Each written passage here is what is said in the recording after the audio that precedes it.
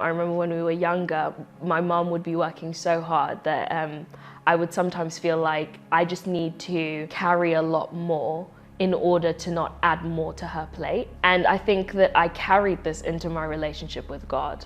So I started to view God the way I would view my mother. I'd be like, oh, actually, you know what, God, I'll just carry more because I don't want to give you more to carry because you've got enough to carry. Like when I was getting married, we basically had no money. So I'd just come out of university. We were both young and didn't have a lot of savings. So we had to start thinking, how are we going to pay for this wedding?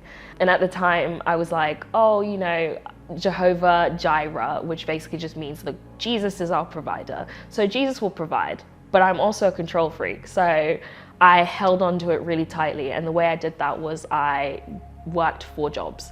And it basically exhausted me. Certain things started to happen that meant I had to start dropping the jobs. Like my car broke down, which meant I couldn't get to one job. My contract ran out with another, which meant I couldn't get to one job. And it was at the point where I was literally about to break when these things started happening.